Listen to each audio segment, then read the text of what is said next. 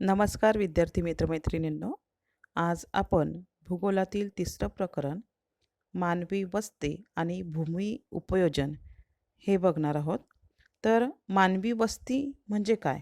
तर मानव जो काही आहे, तर तो मानव स्वतःला प्राकृतिक घटक जे आहेत, जसं ऊन, वारा, पाऊस असेल, तर यांच्यापासून वाचवण्यासाठी किंवा सुरक्षित राहण्यासाठी जे काही घर बनवतो, त्यालाच आपण आणि तो समूहाने राहत असेल, तर त्याला आपण मानवी वस्ती असं म्हणत असतो. आणि भूमी उपयोजन म्हणजे पृथ्वीवर जी काही जमीन आहे, तर त्या जमिनीचा उपयोग मानव कशा पद्धतीने करतो, तर त्यालाच आपण भूमी उपयोजन असं म्हणत असतो. आणि याचीच माहिती आपल्याला या प्रकरणामध्ये दिलेली आहे. म्हणून प्रकरणाचं नाव आहे मानवी वस्ती आणि भूमी उपयोजन. तर प्रकरण सुरू करण्याच्या अगोदरच बघा, पुस्तकात आपल्याला एक फोटो दिलेला आहे आणि त्या फोटोमध्ये आपल्याला काही ठिकाणं दिली आहे आणि त्यानुसार खालील प्रश्नांची उत्तरं आपल्याला या ठिकाणी द्यायची आहेत. या फोटोमध्ये बघा, की आपल्याला अ, अ, नंतर ब, क, ड आणि ई हे आपल्याला या ठिकाणी 5 ठिकाणं जी आहेत, तर ती या ठिकाणी त्यांची नावं किंवा त्यांना नावं देऊन आपल्याला दाखवलेली आहेत. या 5ही ठिकाणी वस्ती होऊ शकते किंवा नाही याच्यानुसार याच्या रिलेटेड आपल्याला या ठिकाणी प्रश्न विचारलेले आहेत. ठीक आहे, आपण ती प्रश्न बघूयात. आता बघा, की या ठिकाणी पहिलाच प्रश्न दिलाय, की अ, ब, क, ड आणि ई पैकी कोठे मानवी वस्ती निर्माण होऊ शकेल आणि का? आता या 5ही ठिकाणांचं जर निरीक्षण तुम्ही केलं, तर आपल्याला काय दिसतंय, की पूर्ण जो काही फोटो आहे, तर तो एक प्राकृतिक फोटो आहे, की भूगोलामधील जे काही प्राकृतिक घटक असतात. तर हा पर्वतीय प्रदेशामधला एक फोटो आपल्याला दिसतोय, की त्या पर्वतीय प्रदेशामध्ये उताराच्या भागाने त्या ठिकाणी पाणी वाहताना दिसतंय. पर्वतीय प्रदेशात वरचा जो काही भाग आहे, तर त्या ठिकाणी बर्फाच्छादित प्रदेश आपल्याला दिसत आहेत, बरोबर? तर याच्यानुसार आपल्याला असं सांगता येईल, की आपण प्रत्येक एक पॉइंट बघू, की हे जे काही ठिकाण आहे. आता या ठिकाणी हा भाग दिसतोय तुम्हाला, बरोबर? तर मध्ये आपल्याला काय दिसतंय?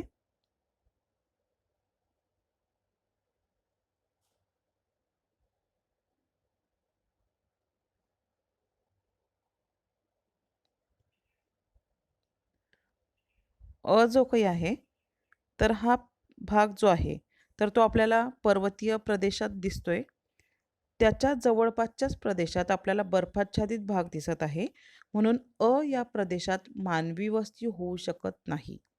त्यानंतर तुम्ही बघा, की हा जो काही आहे, तर तो सुद्धा आपल्याला कुठे दिसतोय, की पर्वतीय प्रदेशाच्या उतारावर तो आपल्याला दिसत आहे आणि उताराच्या ठिकाणी असल्यामुळे त्या इतक्या तीव्र उताराच्या प्रदेशामध्ये वस्ती किंवा घरं बांधणं त्या ठिकाणी शक्य नाही. त्यानंतर आपण पुढे बघू, की हा जो काही भाग आहे, तर हा भाग आपल्याला कुठे दिसतोय फोटोमध्ये, की तो बऱ्यापैकी सपाट प्रदेश जो आहे, डोंगराच्या पायथ्याकडचा जो काही भाग आहे, सपाट जमीन त्या ठिकाणी आपल्याला दिसत आहे. पाण्याचा स्रोत जो आहे, तर तो सुद्धा त्याच्या जवळपासच्या भागात आहे. मग अशा प्रदेशांमध्ये म्हणजे हा जो काही भाग आहे या फोटोमधला, तर या ठिकाणी सपाट जमीन असल्यामुळे त्या ठिकाणी मानवी वस्ती सहज होऊ शकते किंवा अशा प्रदेशांमध्ये मानवी वस्ती ही आढळते. त्यानंतर त्याच्या पुढचा भाग बघा, की हा जो काही भाग आहे, तर त्या भागामध्ये सुद्धा आपल्याला काय दिसतंय, की सपाट भाग आहे. त्रिभुज प्रदेश, पाण्याच्या अगदी जवळचा भाग आपल्याला हा भाग दिसत आहे. म्हणून त्या ठिकाणी म्हणजे सुपीक जमीन असू शकते, मैदानी भाग तो असेल आणि म्हणूनच या फोटोमधील क आणि हे 2 जे काही ठिकाणं आहेत, तर या 2 ठिकाणांमध्ये मानवी वस्ती ही होऊ शकते. आणि उरलेली जी काही आहेत, असेल, असेल आणि असेल. हा भाग जो आहे, तर तो सुद्धा आपल्याला घनदाट जंगलांच्या प्रदेशात दिसून येत आहे आणि त्याच्यापासून पाणीसुद्धा जवळ आहे. म्हणजे भाग आहे. पुराच्या त्या नदीला जर पाणी वाढेल, तर अशा प्रदेशात पाणी हे जाऊ शकतं. म्हणून ब आणि या 3 ठिकाणांमध्ये मानवी वस्ती होऊ शकत नाही. उरलेले जे काही 2 आहेत, क आणि हे 2 सपाट प्रदेश आहेत, मैदानी भाग तो आहे. म्हणून या 2 ठिकाणांमध्ये त्या ठिकाणी मानवी वस्ती निर्माण होऊ शकते. ठीक आहे. त्यानंतर दुसरा प्रश्न बघा. वरीलपैकी कोणत्या ठिकाणी वस्त्यांची निर्मिती होणार नाही आणि का? मी आत्ताच उत्तर दिलेलं आहे, की कोणकोणती ठिकाणं आहे? की ज्या ठिकाणी पर्वतीय भाग आहे, बर्फाच्छादित प्रदेश दिसतो म्हणून वस्ती होणार नाही. ब हा भाग, की ब भागात काय दिसतं आपल्याला? उतार तीव्र दिसतोय. त्या ठिकाणी हिरवा रंगही दिसतोय म्हणजे घनदाट वनांचा तो प्रदेश असेल, जंगलांचा भाग तो असू शकतो. म्हणून त्या ठिकाणी सुद्धा आपल्याला वस्ती दिसणार नाही.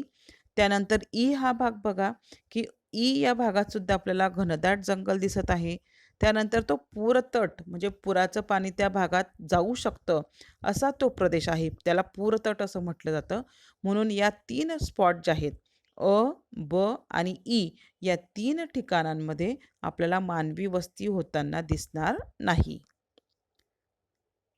पुढचा प्रश्न बघू, की वरीलपैकी वस्ती निर्मिती करता कोणकोणते घटक कारणीभूत ठरू शकतात असे तुम्हाला वाटते?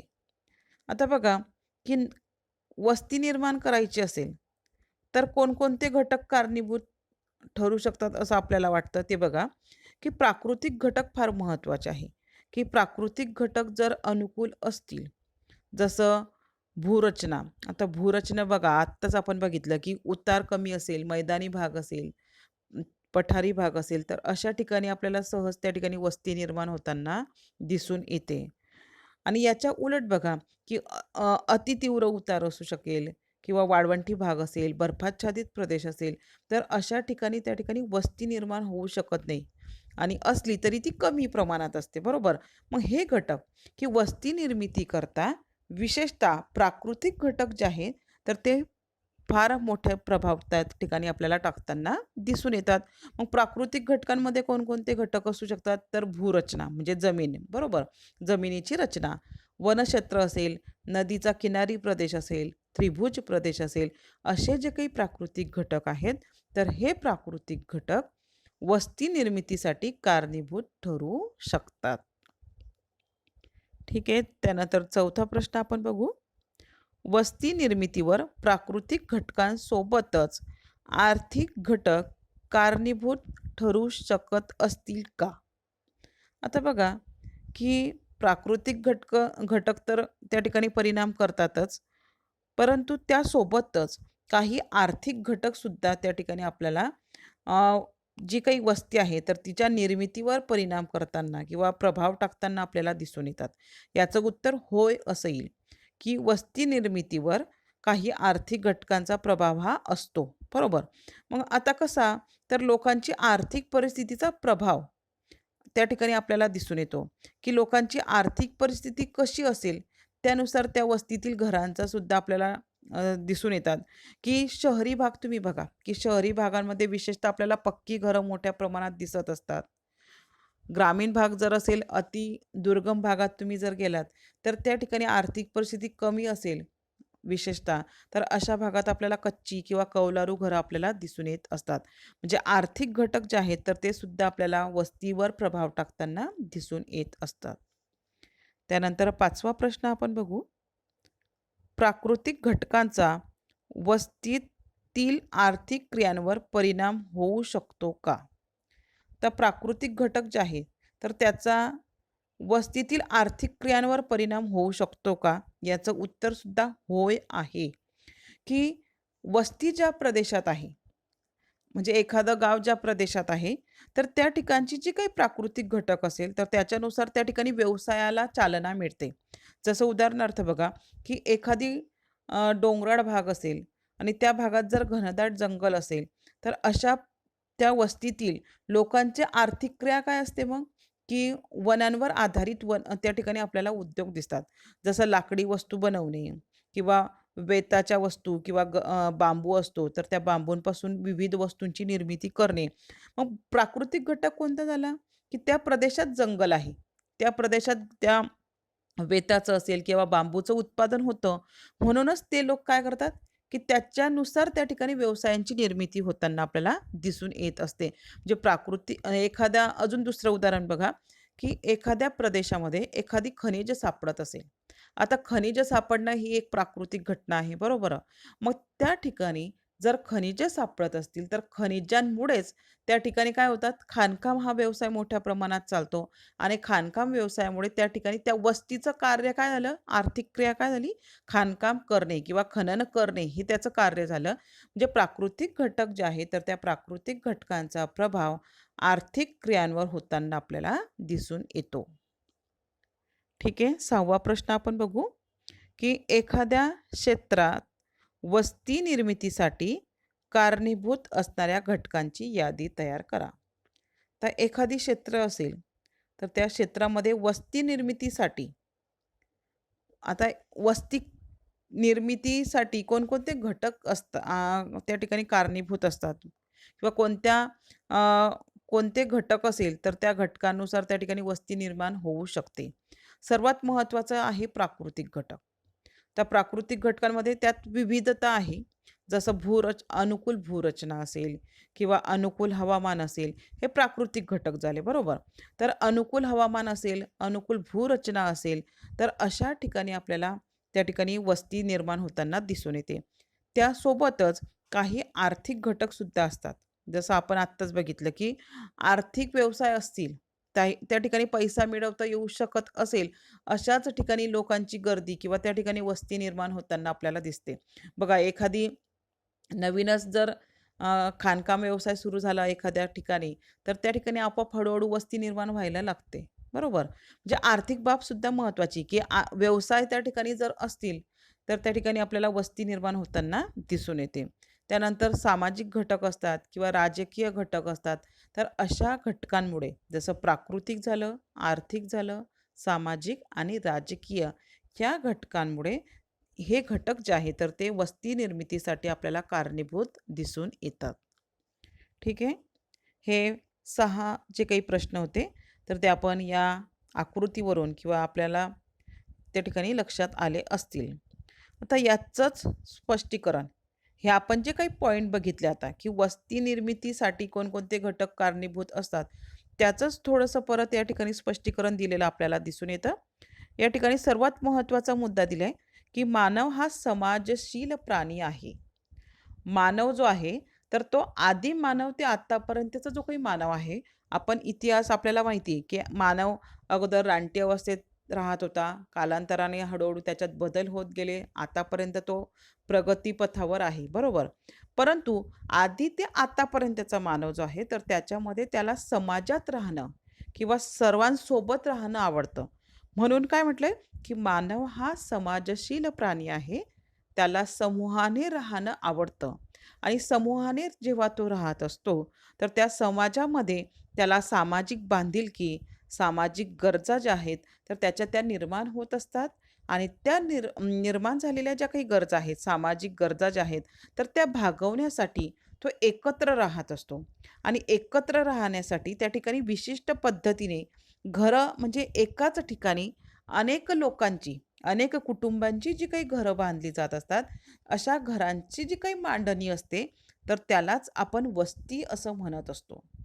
वस्ती म्हणजे समजलं, की गाव. आपल्या भाषेत छोटंसं गाव असेल, त्याला आपण वस्ती असं म्हणत असतो. मग वस्ती का निर्माण झाली? तर त्याचं सर्वात महत्त्वाचं कारण, की मानव हा समाजप्रिय आहे. मानवाला समाजात राहायला आवडतं आणि समाजात राहण्यासाठी तो एकत्र राहत असतो. बरोबर? आणि एकत्र राहत असल्यामुळे त्याची घरंसुद्धा जी आहेत, तर ती एका प्रदेशात जवळ बांधलेली आपल्याला दिसून येतात आणि त्यालाच आपण वस्ती असं म्हणत असतो. तर मानव हा जो काही आहे, तर मानवी अधिवास हा जो काही आहे, तर हा वस्त्यांच्या स्वरूपात आढळतो. आता अधिवास म्हणजे काय? प्राण्यांचा सुद्धा अधिवास असतो. मानवाचा सुद्धा अधिवास आहे. म्हणजे मानव जो काही आहे, तर तो ज्या ठिकाणी राहतो, त्याला आपण अधिवास असं म्हणत असतो. तर प्राणी जे आहेत, पक्षी असतील, तर त्यांचा अधिवास जंगलाचा भाग जो असेल, तर तो असतो. मानवाचा अधिवास हा काय आहे? की त्याने स्वतः तो निर्माण केलेला आहे. त्याने स्वतः ते घर विकत घेतलंय किंवा तयार केलेलं आहे, बरोबर? मग मानवी अधिवास हा जो काही आहे, तर वस्त्यांच्या स्वरूपात आपल्याला त्या ठिकाणी दिसून येत असतो. या अधिवासामध्ये एक घर तर मोठ्या शहरांपर्यंत समावेश होतो. की मानवी अधिवास बघा काही ठिकाणी एक एक घरं सुद्धा काही काही अंतरावर आपल्याला दिसून येतात. त्यानंतर मोठी शहरं बघा मुंबईसारखी असतील, जे काही मोठी शहरं आहेत सर्वी, तर या शहरांमध्ये आपल्याला घरं काय अपार्टमेंट टाईप किंवा एकाच बिल्डिंगमध्ये उंच उंच ज्या काही इमारती आपल्याला दिसून येत असतात. म्हणजे मानवी अधिवास हा एक घर ते मोठ्या शहरापर्यंत त्याचा समावेश झालेला आपल्याला दिसून येत असतो. आता ह्या ज्या काही वस्ती आहेत, तर त्या वस्तींमध्ये सुद्धा आपल्याला आर्थिक क्रिया ज्या आहेत, तर त्या आर्थिक क्रियांमध्ये आपल्याला त्या ठिकाणी दिसून येतं, की आर्थिक क्रिया जशा असतील, तसतसं त्या घरांमध्ये सुद्धा आपल्याला बदल किंवा विविधता आपल्याला त्या ठिकाणी दिसून येत असते. तुम्ही शहरात गेलात, तर तुम्हाला शहरामध्ये मोठ्या उंच इमारतीच दिसून येतील सहसा. तुम्ही ग्रामीण भागात गेलात, तर तुम्हाला सिंगल जी काही घरं असतात एक-एकटी, तर ती मोठ्या प्रमाणात दिसतील. तुम्ही ज्या प्रदेशात पर्जन्य जास्त होतो, अशा प्रदेशात जर गेलात, तर कौलारू आणि उतरत्या छपरांची तुम्हाला घरं त्या ठिकाणी दिसून येत असतील. तर हा फरक, ही विविधता जी आहे, तर ती आपल्याला त्या मानवी वस्तीमध्ये त्या ठिकाणी दिसून येत असते. आता पुढे दिलंय, की मानवी वस्तींच्या स्थानावर आता मानवी वस्तीचं जे काही स्थान असेल, तर त्याच्यावर प्राकृतिक, सांस्कृतिक, आर्थिक, राजकीय घटकांचा परिणाम होत असतो. मानव व पर्यावरण यांच्या सहसंबंधातून वस्त्यांची निर्मिती होत असते. आता बघा, की मानव जो काही आहे, तर तो जी वस्ती निर्माण करत असतो, तर त्या वस्तीच्या स्थानावर काही प्राकृतिक घटक परिणाम करत असतात. त्यासोबतच काही राजकीय, सांस्कृतिक आणि आर्थिक घटकसुद्धा परिणाम करताना आपल्याला दिसून येत असतात. सुरुवातीला आपण एक बघू, की प्राकृतिक घटक कोणकोणते? की मानवी वस्तीच्या स्थानावर, की मानवी वस्ती निर्माण जेव्हा होते, तर ते निर्माण होताना कोणकोणत्या घटकांचा विचार केला जातो? तेच आपल्याला बघायचं आहे. पहिला सर्वात महत्त्वाचा घटक आहे प्राकृतिक घटक. आपण वर पण बघा, त्यात फोटोत पण बघितलं होतं, की प्राकृतिक घटक सर्वात महत्त्वाचे आहे. अनुकूल प्राकृतिक घटक ज्या ठिकाणी असतील, अशा ठिकाणी आपल्याला मानवी वस्ती जी आहे, तर ती स्थापन होताना किंवा तिचा विस्तार होताना आपल्याला दिसत असतो, बरोबर? मग अनुकूल घटक कोणकोणते? की जसं उंच सखलपणा किंवा सपाट जमीन. बघा, की काही भाग असा असतो, जमीन जी आहे, भूरचना जी आहे, तर ती सुद्धा अगदी एकसारखी नाही. काही ठिकाणी उंच पर्वतीय प्रदेश दिसतो, काही ठिकाणी मैदानी प्रदेश आपल्याला दिसत असतो, काही ठिकाणी सपाट थोडासा भूभाग आपल्याला दिसत असतो. तर आपल्याला असं सांगता येईल, की ज्या प्रदेशांमध्ये आपल्याला भूरचना सपाट दिसत असेल, मैदानी प्रदेश किंवा त्या ठिकाणी आपल्याला पठारी प्रदेश दिसून येतो, तर अशा प्रदेशांमध्ये आपल्याला मानवी वस्ती जी आहे, तर त्याचा विस्तार किंवा त्याची संख्या आपल्याला मोठ्या प्रमाणात दिसून येते. त्याचसोबत की हवामानसुद्धा महत्त्वाचं आहे, की अनुकूल हवामान ज्या ठिकाणी असतं, अशा प्रदेशांमध्ये आपल्याला लोकसंख्या बघा किंवा मानवी वस्तीचं वितरण जे आहे, तर ते मोठ्या प्रमाणात दिसून येत असतं. त्यानंतर जलप्रणाली असेल, भूजल पातळी असेल, तर हे सर्व प्राकृतिक घटक आहे आणि अशा अनुकूल प्राकृतिक घटक ज्या ठिकाणी असतात, अशा ठिकाणी आपल्याला मानवी वस्ती मोठ्या प्रमाणात दिसून येत असते. या उलट आपल्याला सांगता येईल, की काही प्रदेश असे असतात, की ज्या ठिकाणी फार उंच पर्वत असेल, जसं भारतातला हिमालयाचा भाग घ्या, की बर्फाच्छादित प्रदेश असेल, तर अशा बर्फाच्छादित प्रदेशात मानवाला वस्ती करणं सोपं नाही किंवा राहणं शक्य नाही. म्हणून अशा प्रदेशात आपल्याला मानवी वस्ती कमी दिसते किंवा दिसत नाही, बरोबर? तसंच कोरडं हवामान असेल, वाळवंटी प्रदेश तुम्ही बघा, की वाळवंटी प्रदेशात पाण्याचा स्रोत जो असतो, तर तो आपल्याला कमी दिसून येत असतो. मग अशा प्रदेशांमध्ये आपल्याला त्या ठिकाणी लोकवस्ती जी आहे, तर ती कमी दिसून येत असते. मग हे जे काही घटक आहेत, तर याचा आपल्याला दोघी परिणाम दिसून येतो, की अनुकूल परिस्थिती असेल तर त्या ठिकाणी वस्त्या दिसून येतात. प्रतिकूल परिस्थिती असेल तर आपल्याला त्या ठिकाणी वस्ती जी आहे तर ती दिसून येत नाही. त्यानंतर दुसरा पॉइंट आपल्याला सांगता येईल, की सांस्कृतिक, आर्थिक आणि राजकीय या घटकांचा सुद्धा आपल्याला वस्तीच्या जे काही विस्तार आहे किंवा वस्ती आहे, तर तिच्यावर परिणाम होताना दिसून येतो. काही सामाजिक घटक असतात, तर त्या सामाजिक घटकांमुळे काही वेळेस विखंडन सुद्धा होतं. एका वस्तीचे 2 तुकडे सुद्धा होताना या ठिकाणी आपल्याला दिसून येतं. जसं पूर्वीच्या काळी बघा, की आक्रमण होत होते आणि आक्रमण करून त्या ठिकाणी काबीज केले जात होते काही प्रदेश आणि अशा प्रदेशांमध्ये आपल्याला वस्तीचं जे काही विखंडन आहे तर ते होताना दिसून येतं. आणि त्याच कारणांमुळे अगोदर सुरक्षिततेच्या दृष्टीने त्या ठिकाणी केंद्रित वस्ती जी आहे तर तिचा विकास होताना दिसून येत होता. बघा तुम्ही पूर्वीचं जर काही ऐतिहासिक स्थळं बघितली असतील तर बुरुज बांधले जात होते किंवा त्या गावाला पूर्ण तटबंदी त्या ठिकाणी बांधली जात होती. याचा मुख्य उद्देश काय होता, की जे आक्रमण करणारे दुसरे राजे यायचे, तर त्यांना त्या ठिकाणी थांबवण्यासाठी किंवा सर्व मिळून त्या ठिकाणी एकत्र जर राहिलो, तर आपण सुरक्षित राहू, ही भावना त्या ठिकाणी होती आणि म्हणूनच केंद्रित वस्ती जी आहे, तर ती आपल्याला पूर्वीपासून दिसून येते. आता आपल्याला पुढे बघायचं आहे वस्त्यांचे प्रकार. तर वस्त्या ज्या आहेत, तर ते वस्त्यांचा आकार आणि प्रकार यात आपल्याला भिन्नता आढळते. आता वस्त्यांच्या आकारानुसार बघा, की आकार किती मोठा आहे किंवा कसा आहे, तर त्यानुसार आपल्याला साधा एक छोट्या गावापासून पाडा असेल किंवा गाव असेल छोटंसं, वाडी त्याला म्हटलं जातं.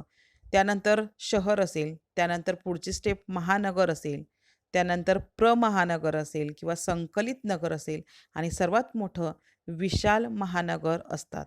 तर अशा पद्धतीने वस्त्यांच्या आकारानुसार आपल्याला दिसून येतात, की छोट्या गावापासून तर विशाल महानगरापर्यंत विविध जी काही वस्त्या आहेत, तर त्या आपल्याला दिसून येत असतात. आता ही जी काही वस्त्या आहेत, तर त्यांच्या आकारानुसार आपण बघू, की या ठिकाणी पहिलं दिलंय दाट किंवा केंद्रित वस्ती. आता दाट म्हणजे काय? तर जी घरं अगदी जवळ-जवळ असतात, तर त्याला आपण दाट वस्ती किंवा केंद्रित वस्ती असं म्हणू शकतो. तर पहिली दाट झोपडपट्टी व बहुमजली इमारती ज्या काही असतात, तर त्याला केंद्रित वस्ती असं आपण म्हणत असतो. आता झोपडपट्टी तुम्ही बऱ्यापैकी बघितलेली असेल, तर त्यांची घरं कशी असतात? आकाराने छोटी आणि अगदी जवळ-जवळ, बरोबर? एकाला एक चिटकलेली असतात, बरोबर? तसंच काही भागांमध्ये बघा शहरांमध्ये सुद्धा बहुमजली इमारती आपल्याला दिसून येतात आणि त्यासुद्धा केंद्रित म्हणजे जवळ-जवळ आपल्याला दिसून येतात. तर अशा वस्तींना आपण दाट किंवा केंद्रित वस्ती असं म्हणू शकतो. त्यानंतर दुसरं बघा दिलंय अर्धकेंद्रित किंवा अपखंडित वस्ती. आता घराघरांमध्ये जास्त अंतर असेल, म्हणजे थोड्याशा ठराविक अंतरानंतर एक घर, त्याच्या पुढचं थोडं अंतर ठेवून दुसरं, त्याच्या पुढचं थोडं अंतर ठेवून दुसरं. म्हणजे 2 घरांमध्ये त्या ठिकाणी अंतर असेल, तर त्याला आपण काय म्हणतो? अपखंडित किंवा अर्धकेंद्रित वस्ती आपण त्याला असं म्हणू शकतो. त्यानंतर तिसरं दिलंय विखुरलेली वस्ती. आता विखुरलेली शब्दातच आलं बघा, की काही पर्वतीय प्रदेश असतात. तर नंतर आपल्या महाराष्ट्रातच तुम्ही बघा नगरकडचा भाग वगैरे जो आहे, तर त्या ठिकाणी शेतामध्येच आपल्याला घर दिसतं, की ज्या मालकाचं घर असेल, तर त्याच मालकाचं त्या शेतातच आपल्याला एक घर दिसतं. असं प्रत्येक म्हणजे ठराविक अंतरावर एक घर, ठराविक अंतरावर एक घर आपल्याला असं दिसून येतं. असं जर असेल, तर त्याला आपण पर्वतीय प्रदेश असं म्हणत असतो, की विशेषतः पर्वतीय प्रदेश असेल, पर्जन्य छायेचा प्रदेश असेल, अशा प्रदेशांमध्ये आपल्याला विखुरलेली वस्ती ही आढळून येते. त्यानंतर शेवटचं दिलंय, की एकाकी वस्ती. आत्ताच मी सांगितलं, की काही ठिकाणी एकटं घरसुद्धा असतं. कुठे? विशेषतः शेतीचा प्रदेश जो असेल, तर त्या शेतीच्या प्रदेशामध्ये आपल्याला अशी वस्ती जी आहे, की एकटं घर, एका शेतामध्ये फक्त एकच घर असं असेल, तर तिला आपण एकाकी वस्ती असं म्हणू शकतो. ठीक आहे? आज आपण इथेच थांबूया.